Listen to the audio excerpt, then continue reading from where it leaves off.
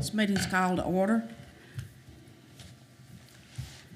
We're going to have the invitation and pledge of allegiance by the Honorable Henry Buddy Livingston. Thank you. Please stand.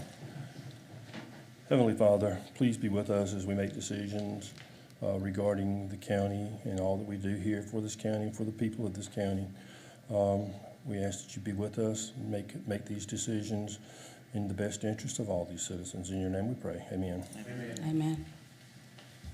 Pledge allegiance to the flag of the United States of America and to the republic for which it stands, one nation, under God, indivisible, with liberty and justice for all.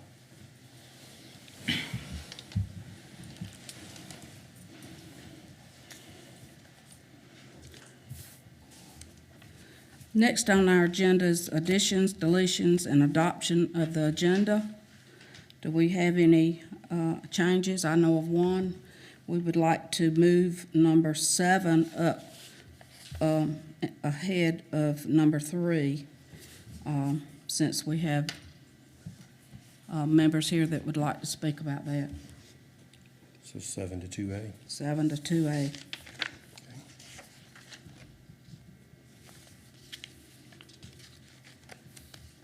Okay.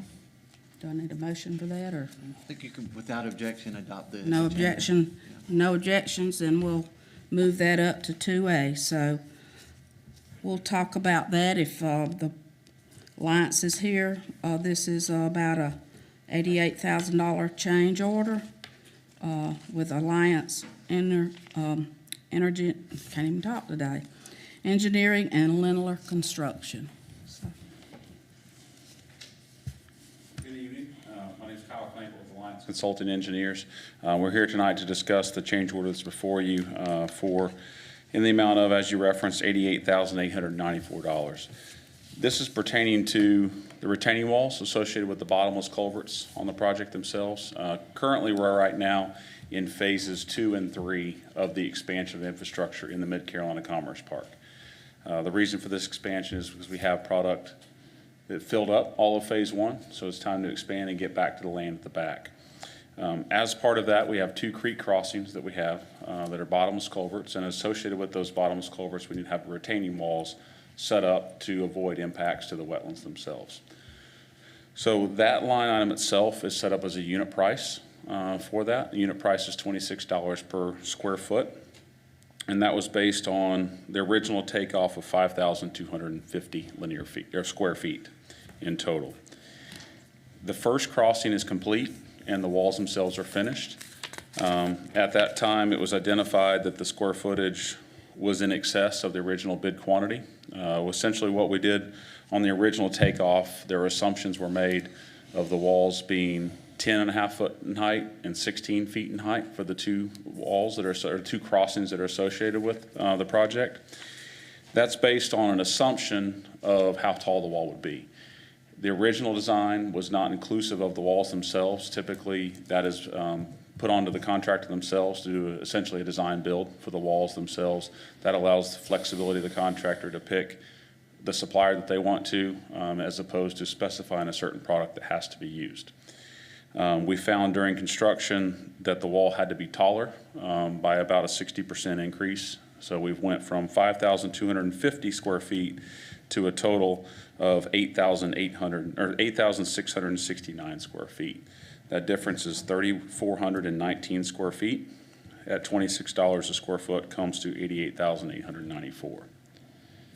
So essentially the original takeoff assumed a wall that was going to be shorter than what happened when the actual design. Some of those changes that were associated with that were the wall had to be taller to reduce the risk of water overtopping the retaining wall itself. Retaining walls are to be designed, this retaining wall is designed that water can't go over the top of it. So we can't have the slope behind the wall steep to allow storm water to run over the top of said wall. So that was one of the reasons the wall was a little bit taller. The wall got a little bit longer as well, based on once the bottomless culvert was accepted as well. So the wall is longer and taller than originally anticipated during the initial design phase of the project itself. We looked at ways to try to reduce the retaining wall length by steepening the slopes on the side. Right now, they're at 3-to-1, so that means for every 3 horizontal feet, there's a 1-foot change in vertical elevation. We tried to change that to 2-to-1. This geotechnical engineer associated with the project stated that the soils themselves would not support a wall at that steep. Therefore, we had to stay with the wall design that's originally submitted right now. So we're recommending approval of the change order based on the fact that it is a unit price bid associated with this line item. So we're recommending it's a justified change order by the contractor themselves. And I believe you are aware, but we are the engineer of record. We're not the contractor. The contractor is here today if we do have questions that come up. Right now, it is anticipated that there's $304,000 available remaining in the budget for Phase 2 improvements. I believe there's still, each of the codes need to be still some shifted around with some budget allocation requests to move funds around, but total funds associated with the Phase 2 park, we anticipate $304,000 remaining. So this $88,000 would then reduce that amount to $215,948 remaining for funds for Phase 2 improvements.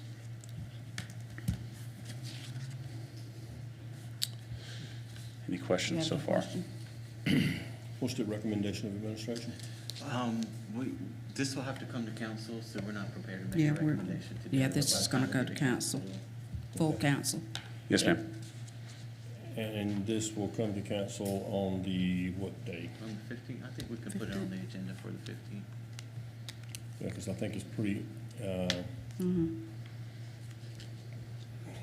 much needed by the contractor. He's got equipment and stuff out there to get it done as quickly as possible. Yeah, and the construction is paused until, because the wall's at a critical point where we can't continue grading until this wall's in place. So the project is on hold until this change order situation has been resolved. Okay.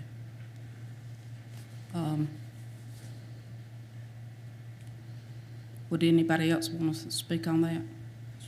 We're good unless y'all have any questions specifically. Well, we're gonna refer this on to full council. Okay. So, we'll ask you to come back then.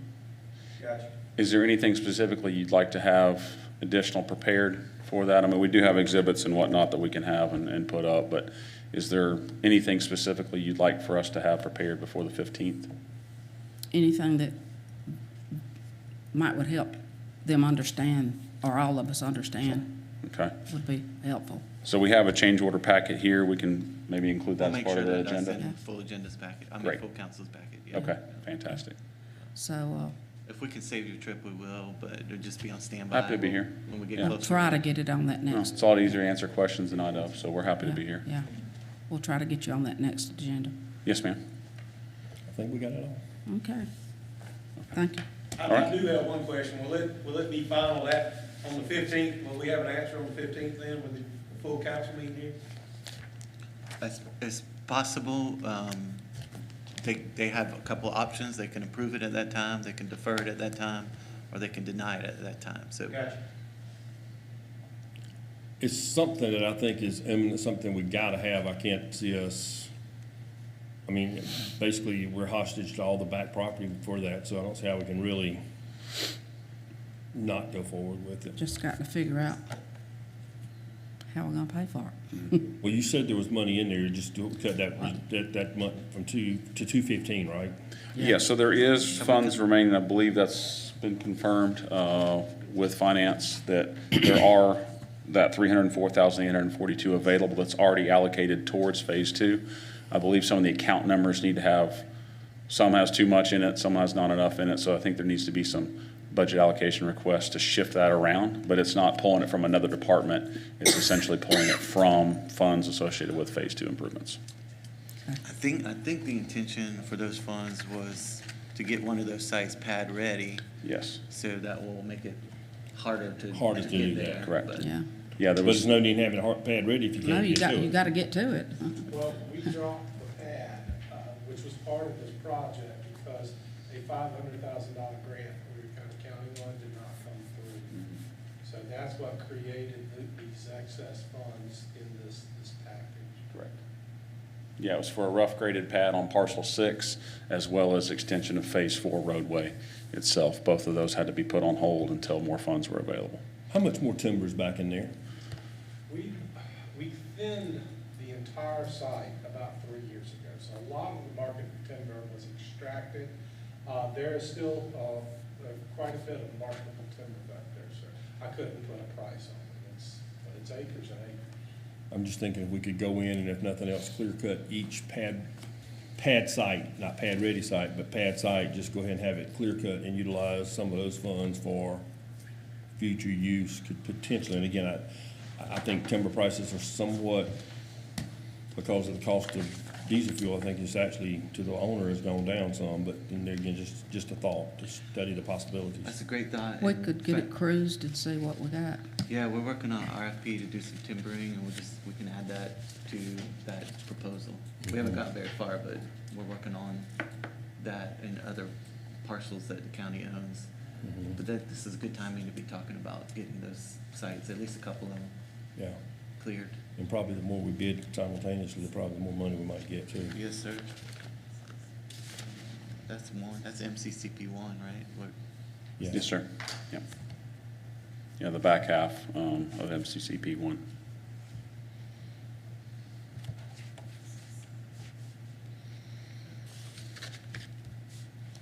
All right. Thank y'all for the time. I appreciate it. Thanks, See you Tom. again on the 15th. Yep, see you. Rick, you have anything you'd like to say about it? No, ma'am. No? Okay. O'Neill, Tim, y'all, thank y'all for coming out to just be here for backup if we need it. Yeah, you're good. You're good. Unless you want to stay for the fun. I'm already up here, I'll stick around. Okay. O'Neill, you might can stick around if you want to. I think you're in my district, so if you want to decide you want to run for this thing, you can see all the fun we have.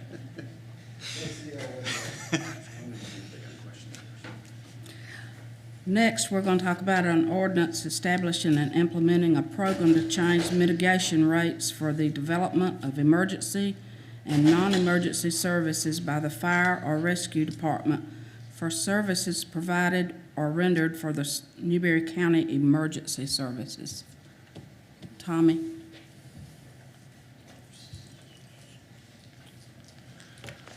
Okay, basically, what we were looking at is getting an ordinance passed that we can have the ability to bill mainly for insurance reimbursement for wrecks and different incidents we have throughout the county.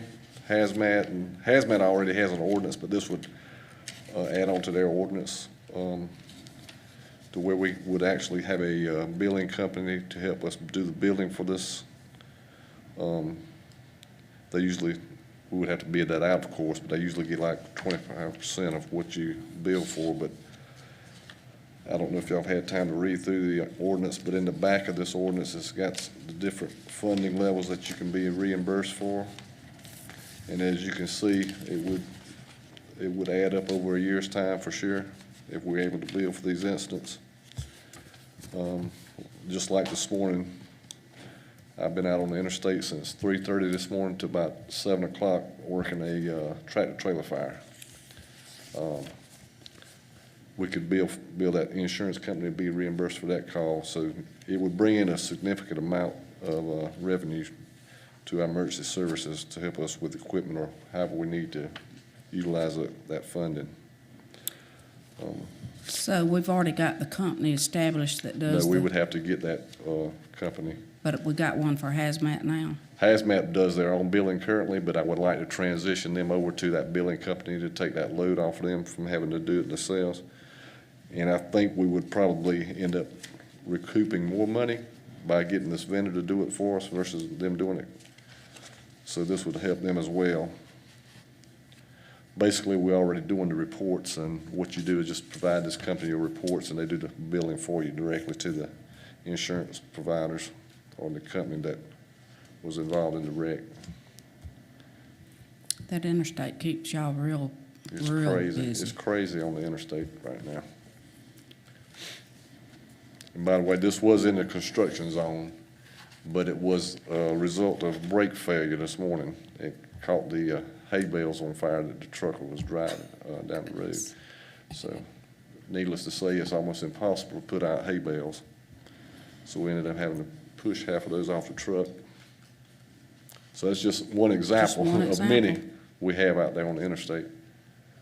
It's not many weeks that don't go by that they have, Now, it's about a daily occurrence in Now. the construction area that we have wrecks now. We had I think it ended up being about 10-car pileup out there over the weekend.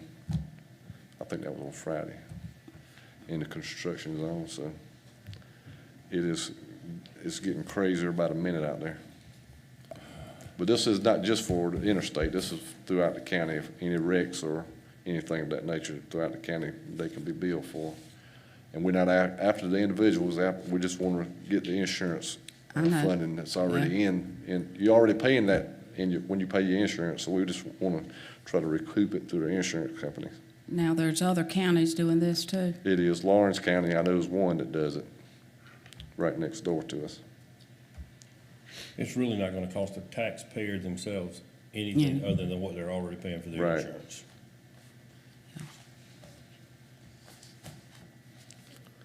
Would this have to be, to find this billing service, would this have to come out as a RFP? The service Yes. provider, yes. Yeah. Yes. Okay, And we want to present this ordinance to the Public Safety Committee as well. But we wanted to bring it to y'all tonight just to let you know kind of what we were looking at. yeah, So it's not going to happen overnight by no means. yeah. But, present it to them and then probably we'll present it to. Full the council. Full council. Hadn't some departments already kind of sort of done a little bit of this? They were going to attempt to, and I told them they needed to wait because we didn't have this Wait. ordinance in Yeah, place. you gotta have an ordinance. But I don't see where it's a bad thing. No, because I mean, you're already paying that premium on your insurance. Who's missing from this committee tonight? Is it Mr. Hill, Mr. Hill? Mm-hmm. Okay, he's traveling. just- okay. Okay, We're anybody? we're gonna present the public safety on Monday, but we're probably not gonna bring it to council till July. We don't wanna do a little more legal review and make sure the Yeah. language is Just, where we want it to be, but.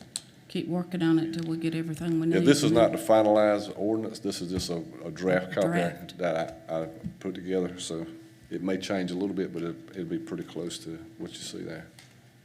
Okay. Anybody else got any questions? I'm good. Okay, Okay, thank you, thank you. Tommy. Thanks for all y'all do. Be safe out there, my friend. I'll tell you. Now we'll have discussion of the public information campaign for CPSD. Thank you, Madam Chair, and Mr. Livingston. I just wanted to bring to your attention the option that the county has with regard to engaging in a public information campaign for CPST. As you know, the county can't spend county resources advocating for a referendum or for any vote that appears on the ballot. However, what counties can do is engage in factual public information, and there are companies that will provide the county with materials that can be used for press releases or brochures or social media content or for a letter writing campaign.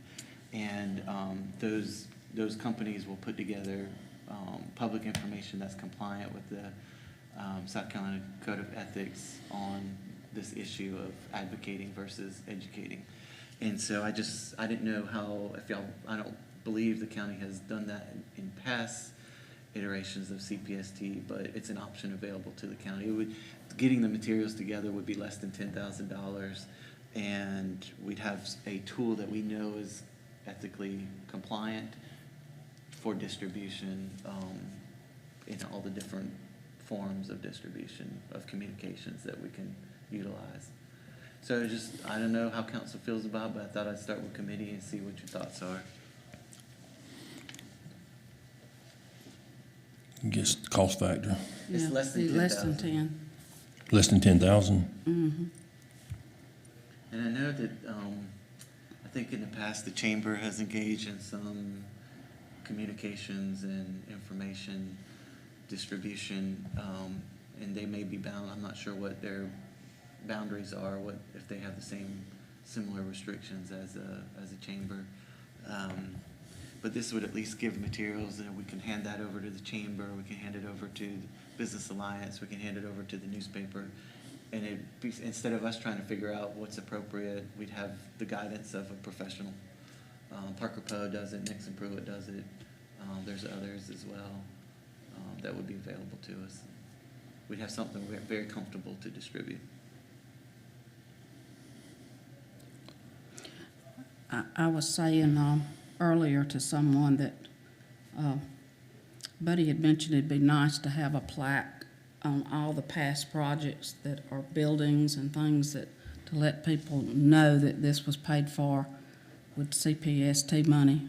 So I don't know what we'd do there, but I think that's a good thing to do. Yeah. When you walk up to a building or something, Piedmont Tech or the library or numerous fire departments, and it was paid for with that penny sales tax that everybody paid coming through the county. It wasn't on the total backs of the taxpayers. So I'd like to maybe get us to check into that too. Absolutely.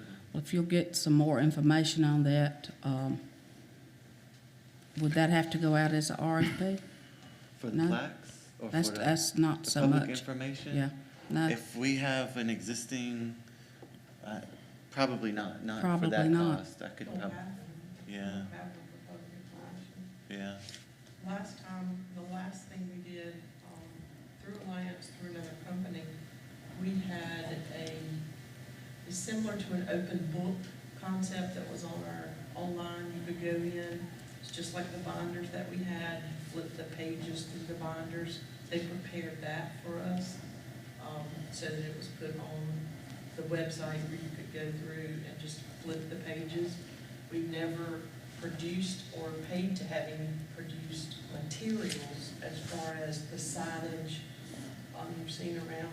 mm-hmm, Those were either done by the Downtown Association, helped with that. The museum did a lot of promotions. The chamber did a good bit, but most of our advertisement was either done on our website, or we also had the books printed that we've used throughout the CPST, and they were placed in each of the municipalities.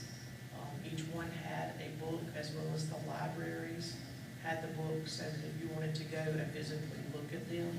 I know there's a lot of social media out there. The only thing that we used last time that was social media-wise was on the website. We did have a link to that book where you could go to it and you could view every page that the commissioners had to see what the projects were about. You had to be real cautious that you weren't trying to encourage someone to vote. yes. So your words that you said and everything, I mean, we were just, pretty much, we didn't try to advocate at all for it once the referendum passed, got to the referendum part.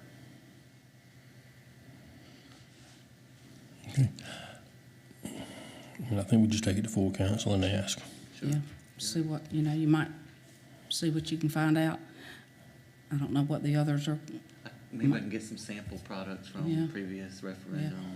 I do know that one time I remember signs out, but that, we've had several of them, so I don't remember which one. There were some, they had a big penny on it. Yeah. But that county had nothing. Nothing to do with that, no. One thing about it, I mean, I think he probably still will, but when Mr. Jimmy Coggins was on that committee, he always did a great job of promoting it through WKDK, but there again, that's just one genre of getting it out there, so I don't know that, I'm open for discussion. Yeah, me too. Good, okay. See what we can come up We'll get with some more and information. and talk get some about more it with council. information. Yes, ma'am.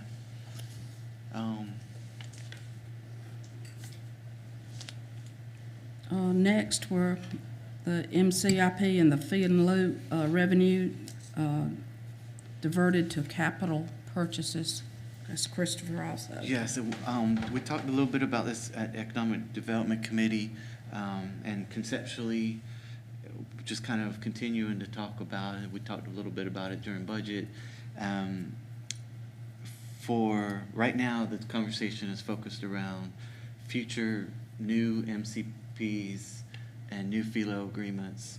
And the discussion has basically been around diverting a certain percentage of those new revenues towards a capital fund that then would be identified as available to certain activities of the county.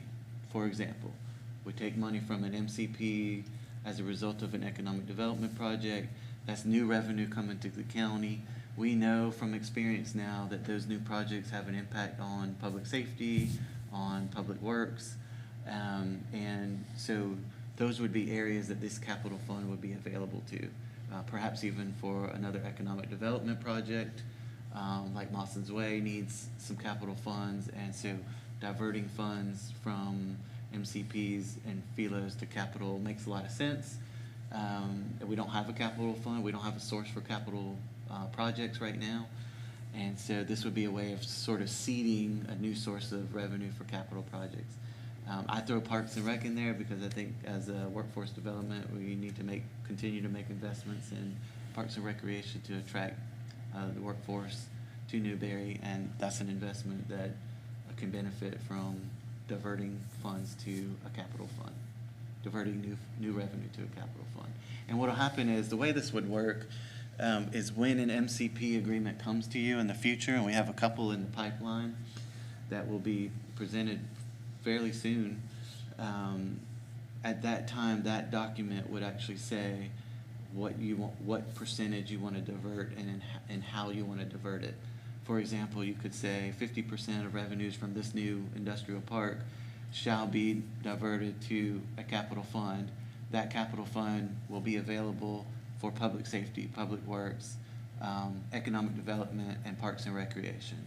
And so that now you've created a capital fund, and any 50% of new revenues, or it could be 75%, or it could be 100%, or whatever percentage council wants it. But that would be the stage in which that diversion of those funds would be decided. Of course, it could always be amended later. And then every year during the budget, council would decide how much, if any, of that capital fund and on what projects it wants to spend that money on. The council's in the Yeah, driver's seat. council's in the driver's seat. Absolutely. As long as it's not reoccurring funds, you know, and we've talked about that. And we would freeze what's out there now. It wouldn't bother those fee and lieu or capital MCIPs, and move forward with putting whatever we wanted out of the new ones into that fund and holding it for those particular things that the council would vote on. You can go back and amend. MCCP 2 has one that those revenues haven't hit yet. So you do have an opportunity there to amend without affecting existing recurring costs. Yeah. I don't particularly recommend that, but that is, it's about $400,000 that's gonna come in the next 2 years, I think. I'm not sure, I don't think next year, but I think a year after that. So you do have time to amend that, and that could be a significant source for seeding a capital fund. And then the 2 additional ones we have in the pipeline. And there's gonna be a couple other sites at the MCCP too, that if you did amend it, those future revenues would be utilized in this way. So with all that, if you dedicated MCCP 2 plus the 2 in the pipeline, you'd have a significant capital fund. And of course, we don't know until the future sites are developed how much that would be, but over time, it would grow. What percentage are we talking about? I mean, Much I as would you want. suggest 75% to the capital fund. We're not relying on those revenues now for operational needs. So I would be aggressive and utilize a large portion towards capital, because our capital needs are very great with public safety, fleet, rolling stock needs. You know, at some point, we may, you know, if we keep growing the way we're growing, we're gonna need a new transfer station. At the same time, we're trying to not do the bonds. We're trying to, it's like a sinking fund is what I say, to fund the things we need, the high dollar ticket things we need, rolling stock and different things, and have it already money committed to it instead of borrowing. What is that FELO money currently being used for?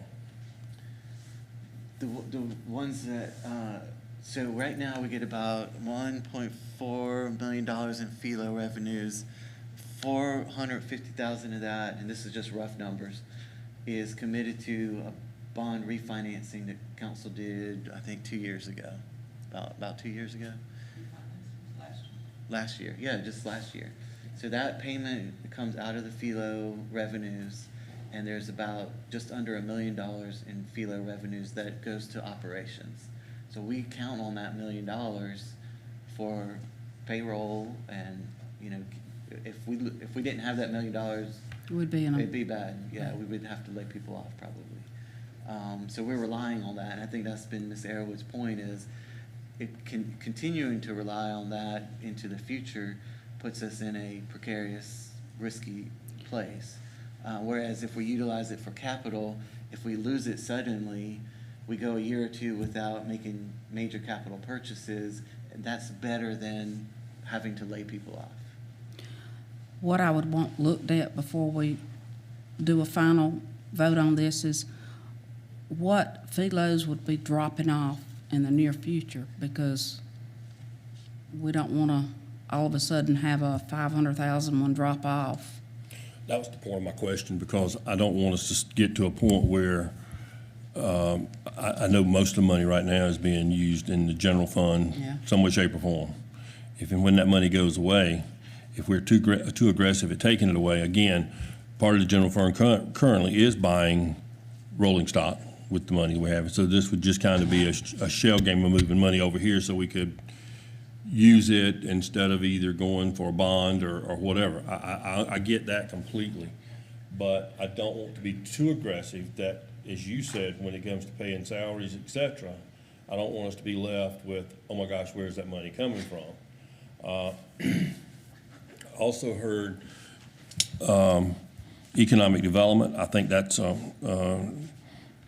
great, because right now we are struggling to find monies to take care of Austin's Way, to keep some of our current tenants happy, and if we're talking about them expanding, we need to have something somewhere to take care of it. So I get it. I'm just not so sure 75% is where we need to be targeting, which again, I guess council as a whole, if we were to have $5 million in excess money and we wanted to transfer it over to general fund, I guess council technically could transfer it to general fund, but maybe not, because if we divert it, we are avoiding giving it to other entities. Am I correct?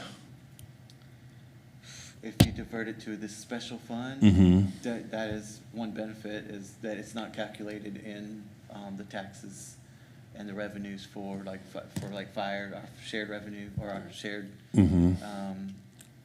revenue for fire and our shared revenue for parks, right? Yeah. A special fund would be not considered in the formula for those, but it really wouldn't for the affect the levy. status quo right now. It wouldn't have any adverse impact on what the current formula is. And again, I hear you clearly with recreation, and I am a big advocate for recreation, but considering how much I know what recreation costs for us trying to build the parks and all, it's almost impossible. I'm hoping that we will get enough economic development that one day somebody will want to name a park after their business, but again, whether that happens or not, but I'm okay with putting some of it into a fund for economic development, for safety, which could be anything, I guess, related to 911, but because I do feel like that's one of our major responsibilities as a council, is to provide safety and security for our people. So I got no problem with that. I just, tearing it down, recreation does kind of fall down. But again, at the same time, we will have the authority to make that decision as it evolves. But also knowing that some of this current money has kept taxes for the citizens of Newberry County going up by going into the general fund. Am I right? So I don't want to get to the point where we're looking at trying to save money here, but increasing taxes over here to our citizens, if we can, because that's part of what economic development is all about, is to try to keep a balance with your taxes and your citizens, what they have to pay on residential property taxes. Just a thought. That's why I said we have to look back and see what's happening with our fee and lieu and their schedules. Because we don't want a couple of them to drop off and, Should we do a work session on our existing state of our philo agreements, and we can brief you on that in great detail? And, I mean, I've seen worksheets, but I'm not sure how much of those worksheets council has seen in recent time, and maybe we can workshop a philo. Well, most of our philo streams have what, been 15, 20, some as much as 25 years, right? Yes, sir. Well, the legislation wasn't until the mid-90s. The earliest PLOs were written somewhere around in the late 90s or around 2000. Some of those have already expired. So Yeah. typically back then, a 20-year deal was the norm. So we're looking at that PLOs that were passed between like 2002, 2005. Those would be the ones that will be expiring over the next few years. And I'd be glad to assemble those numbers. Obviously, this was all done before my time, but I can work with the auditor and figure this stuff out in the Department of Revenue. Correct me if I'm wrong, Rick, but sometimes when it expires, it doesn't necessarily translate to a sudden loss in revenue. No, you still collect the taxes, it's just Right. that the stream is. What's the difference? the Yes, strength, yes. yeah. Yes, Rick? It's really dependent on the type of investment it was. If it was very heavy on the real property, that doesn't depreciate typically very much. If it was very heavy on the machinery and equipment, that stuff will depreciate inside of about 11 years. So you will have diminishing returns on that side. There are times when a fee expires when your revenue will go up. There are times when a fee expires when your revenue will go down. I believe the expiration of a craft fee just a few years ago saw us experience a loss of revenue, and I think it was fairly significant. So I actually think it's a good idea to do an analysis of the fee deals so that we know. I've got plenty of records, and we could put together something and educate all of us on I had the this. spreadsheet at one time, I think during budget. Yes, ma'am. It's great data, but I don't know that it had when they fall off, and that's, and what the changes are, projecting it out. I Yes. think some kind of Excel spreadsheet would be good, just to see kind of what we have. And again, I'm not saying I'm opposed to it, I just don't want us to earmark too much over, that we see this pool of money growing big and then the taxpayers' revenue, cost going up significantly. Yeah, and you can always amend it to shift it back too. That's easy, 3 readings to shift it back. And I think, as Arrowwood alluded to, if we have this sinking fund, we will be saving taxpayer money. I mean, that's certainly the intention. Well, I think it could, because So it has I think, potential to do yeah, I that. think if you actually bought rolling stock up front with cash versus bonds, you would save some money, especially with interest rates creeping up now, where we've been getting 1.5%, 2%. That's almost free money, but I think those days are. I think they're over for right So, now. I mean, I think it's got possibilities, and again, I'm struggling right now trying to figure out where we're gonna keep some of our economic development people happy with not being able to do some stuff, so it would be good to have some monies in a reserve. It's just that we gotta find a happy balance as to where. I would also like to inject that part of this discussion probably should also be in how does the county repay itself for its investments. For instance, if we give a $200,000 grant to a company and that money comes out of fund balance, well then I think it's logical that the first fee payments should repay that. But that's obviously completely up to council. But I think that makes perfect sense, because you may be able to pass it on to your next prospect that could be of benefit to you. So I mean, I think that makes perfect sense. Yes, sir. And again, not oppositional to the thought at all, just want to make We sure we just got got a to- clear flow of how the money's gonna be and where it's gonna go. And again, I don't want to shift the burden Sure. on the taxpayers' back. Yeah, I think we have to be careful with implementing it correctly. Well, and I think one thing that you've said time and time again, I don't think any of this money should be on an annual recurring basis now, unless it's for payments on rolling stock that you, $200,000 a year for 5 years, that's different. I guess salaries is where I don't wanna see us start eating up our FILO monies from. Yeah, The good No. news is we don't have to make a decision anytime soon. When the next MCIP is presented to you, that will be the time to make a decision. And, our our Economic Development Council will be here. We will probably bring you an initial draft with this conceptually that we've been talking about. And then you'll be able to decide at that time if that's what you want to do. Keeping in mind that there's 2 in the pipeline, and it's not too late to make an amendment to MCCP2. That's the other big decision, whether or not you want to amend that park. Because with the 2 in the pipeline, it's not significant amounts of money. Probably less than $200,000 annually for the term of the FILO. But when you add MCCP to the equation, it will grow, it will be a growing pot of money. And so I would say those 2 decisions we'll probably bring to you probably this year, but one at a time. So we'll bring the next MCIP. If it goes forward, we would anticipate the second one to be treated similarly. And then we might pitch the idea of whether or not you want to make an amendment to the MCCP sometime later this year as well. Or we could put that off till next year, see how. I don't know see how that that's a it goes. bad idea, because I mean, I think with the definite need, especially for economic development, so resurfacing roads, et cetera, the more we can get in, the quicker probably is a good idea. So I'm not so sure not going back what you said and taking, and revisiting that one might not be a bad idea. Now would be the time to do it before it Yeah, gets yeah, further yeah. developed. Mhm. We could leave MCCP1 and the future development out there for, we don't have, I wouldn't suggest making those amendments, but I do think MCCP2 is a place where we could really talk in depth about. and I guess each time we had a project, we could decide how much on that project went to, The way the attorneys explained it to me is it needs to be made at the time the MCIP legal documents are created. So Okay. you would make that decision at the time the park is created, not at the time the FILO agreement is okay, negotiated. okay. So you Okay, want to treat everything in the park the same. the same, Yeah. okay, And then the 2 that are in the pipeline, they're one parcel parks, so they're not Yeah. gonna grow like our real Yeah. industrial parks.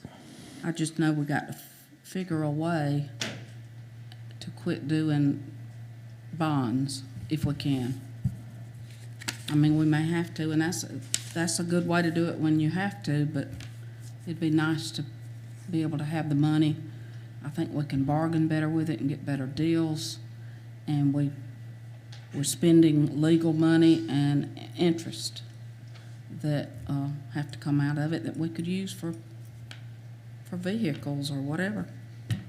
In my estimation, working towards a $750 to $1 million capital budget with cash on hand is the direction I'd like us to see us go in, because some years we need $1 million in rolling stock for Yes, public safety. Another year we might need a $500,000 facilities improvement project. So, and we've been spending that much historically through borrowing anyway. And I think we have enough cash flow if we manage it and we anticipate it and we can grow a capital fund that we can get to $1 million capital budget without borrowing. And that's gonna save taxpayer money. that's what my goal was, trying to have the money without having to borrow. There'll be time to borrow, Oh, we But- can, yeah, but, but for rolling stock and for annual capital expenditures, this would be our budget, 800 to $1 million. mhm. And that would achieve much of what our needs are. I think the $1 million Yeah. is a good target. And I think when I say that $1 million minimum, because heck, it doesn't It take doesn't long take to long, get an it doesn't ambulance take or tanker truck and something else, and Yeah. boom, you got it. I mean, got it. Rick, how far can we go with a half mile of asphalt? I mean, Maybe 2 million's where we need to be. yeah, I say that's what I think million's probably a bottom. That's so the bottom. I guess again, my thought is I don't even have a problem with the 75% that you mentioned earlier, long as we don't have to shift the burden to the taxpayers at any given point. Well, for new revenue, Yeah.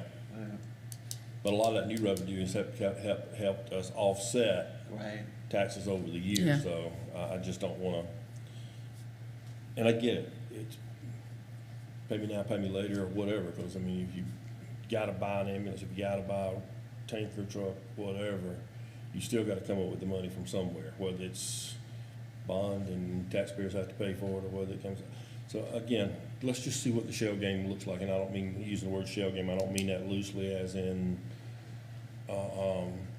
not a good idea. I just like to see what our fee stream is and when some's coming off and. let's workshop this idea, because we've had these conversations and there's lots of good questions, and diving in a little deeper on where we are and how we got here will help crystallize the path forward, I think. So we'll work on that over the summer, try to Yeah. get that scheduled. Once Yeah. upon a time, there was a lady that passed out bananas at one of these council meetings and said, y'all 7 dummies. So, right now, I'll just speak for myself, there's only one dummy here, so there's several more that could get added into to the discussion on this, but I think it's a good thought. All right, thank y'all. And next on our agenda is a discussion of the grant writer consultant services.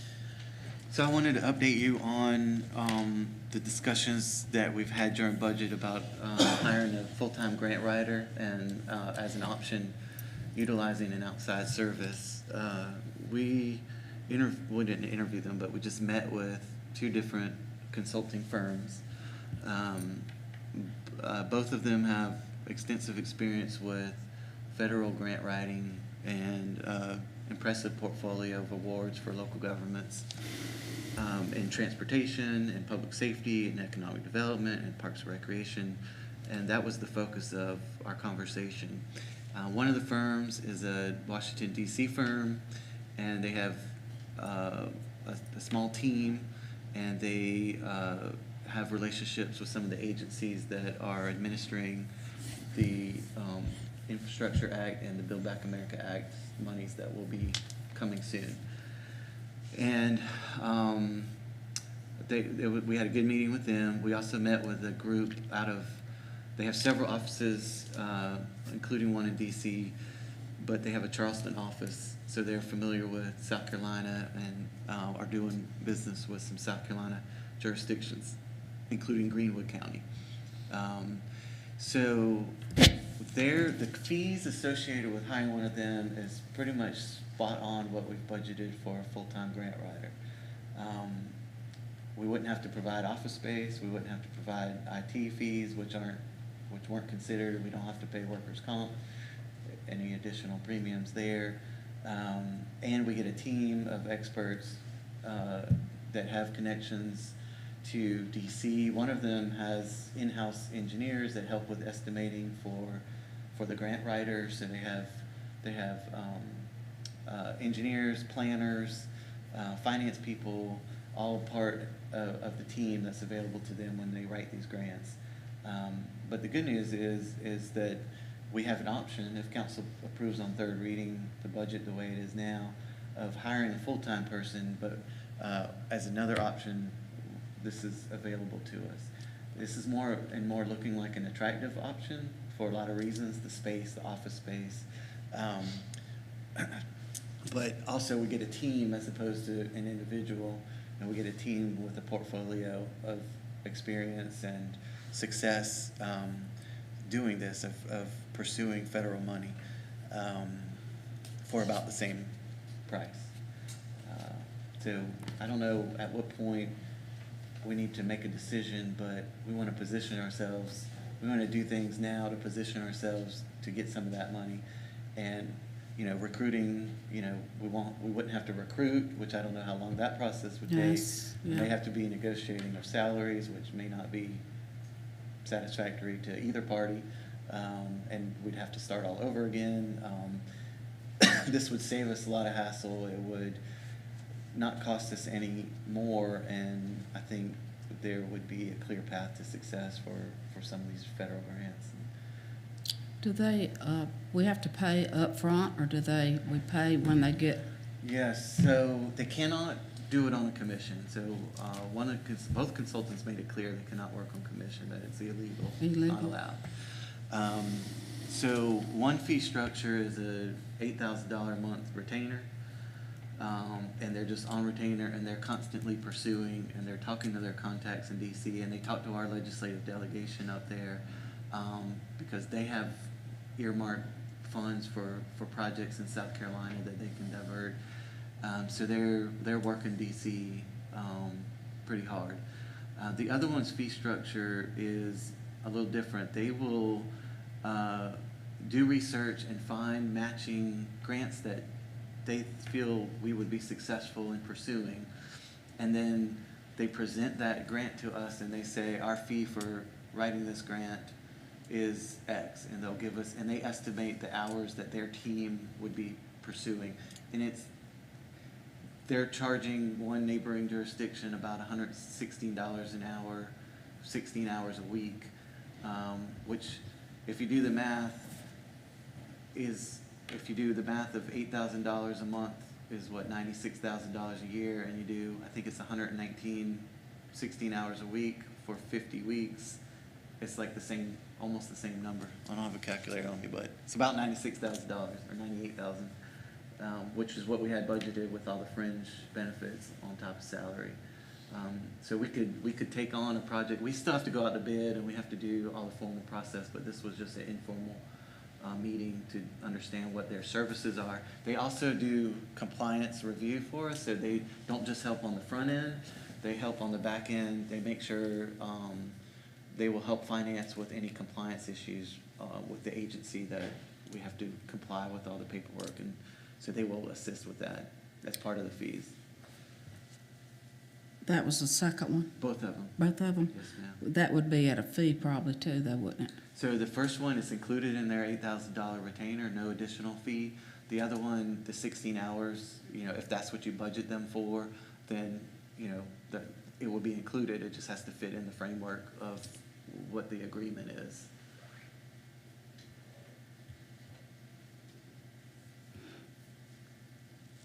You said they currently work with Greenwood. One of them does, yes. Do you have an idea what kind of money they bring into Greenwood from grants? We can ask them. They did just, I can't recall, but they did mention something they recently successfully got, but I don't remember the details. And they have, the other one had 2 South Carolina clients, but neither one was local government.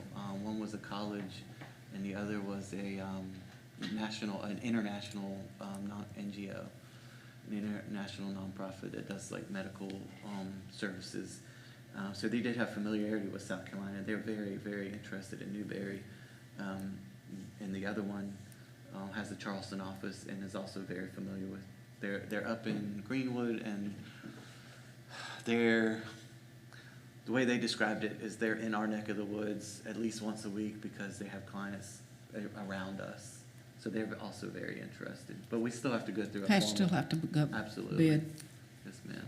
and we could ask them for certain We can. documents or, It's looking more and more attractive to me because of the office space and managing another person, and then what if we get them started and then they resign and midstream? Midstream. And we have to kind of pick up the pieces, and it just seems like a more and more attractive option, given the compliance side, and then the relationships that they have with the DC agencies is helpful. What kind of range did they have? Like, Tommy, thanks again for your $10,000 one that you just recently received. Am I correct on that number? I'm thinking, Yeah. Tommy? yeah, 10,000. Would they do small grants like 10,000, or are they 50,000 above? I mean, what's their? That's a good question. I mean, I think they're pursuing, my vision is that they're pursuing federal money, 300,000 and above. Is that's where all the heavy lifting is, and we could certainly continue as a staff to pursue $10,000 and $20,000 grants. So maybe it's 50,000 and above, but The majority of these grants are six-figure grants, if not seven. And I would expect that if we're paying that premium, that that's the kind of money we're chasing, not the $10,000 or $20,000 grant. We can keep doing those in-house. Which to your point, if we had a full-time staff person, they might assist a little bit more with the smaller grants, and take some of that burden off of whoever's, chasing those. I'm hoping to catch big fish with the consulting company, but it's a fair question. When we, or if we do this, I'd like to know what would, if we hire them, how could we get out of the contract? Like, if we got a contract, would we have so many days that we could dismiss them, or just Yes. how are we held bound by the contract? Well, I guess a grant's not something that's gonna mature overnight, so you're probably gonna have them for at least 1 year, I would think, Yeah. before, unless they just did something that was, So both of them offered a first-time shorter period. So one of them offered a 90-day period where they can set out a plan, identify these grants, and do some preliminary work towards at least a couple of them. That was a 90-day plan. The other one suggested a 6-month contract if a year was not something there was an appetite for, or 6 months with a renewal. But you're right. I mean, especially on the compliance side, Yeah. I would want them around on the compliance side to give us some assistance, maybe especially the first few, give us some oversight and assistance with complying. Because a lot of them are reimbursable, so we got to put up money up front, and we got to make sure we get the paperwork right to get reimbursed. I don't have a problem with looking at the grant writer. Again, the other thing is, if it were not panning out, then we wouldn't have to worry about dismissing a person, per se, that we already had built a relationship in Newberry County with. The point that you made is very, valid, is the fact that if we hired someone and they were really good, and all of a sudden, Richland County decided they were going to offer $20,000 more in salary, and then we got right back to the drawing board of trying to find stability. So I think there's some value to it, and again, the compliance part of it is appealing. So I guess, just to look at what the overall contract would be, are we giving them roughly what we have committed to in the budget for a consultant or for a grant writer?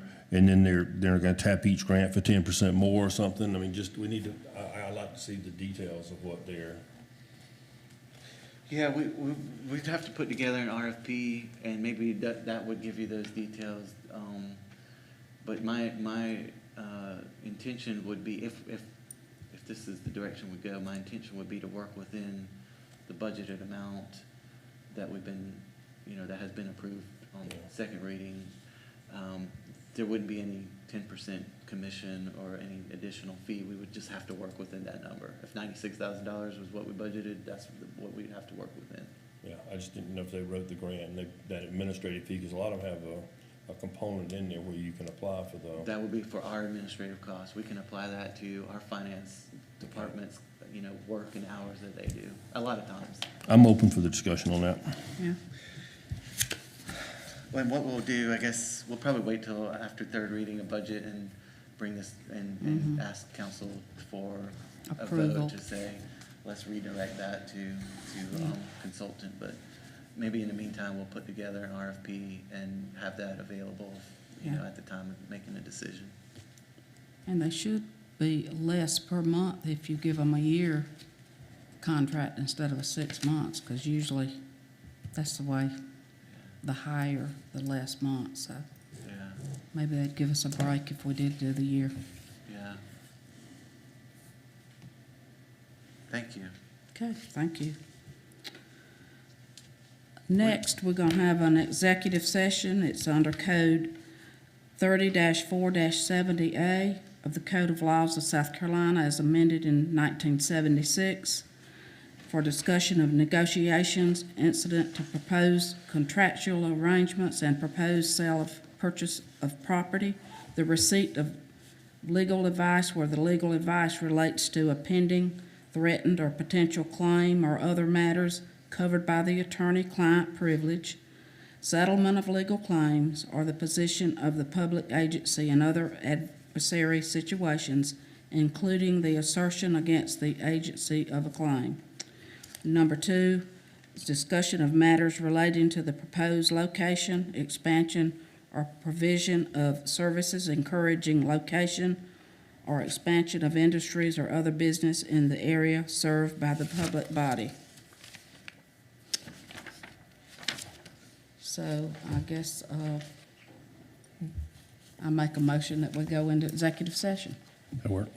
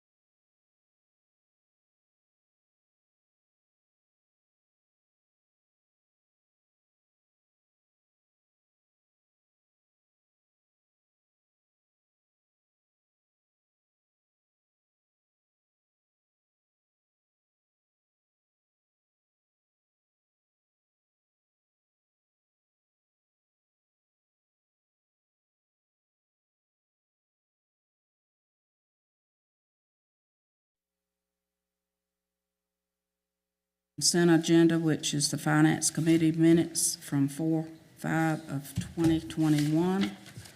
I make a motion to be approved. You may, okay, second it. So that's done. Any public comments? Nobody's left. So Make a motion, we adjourn. I second it.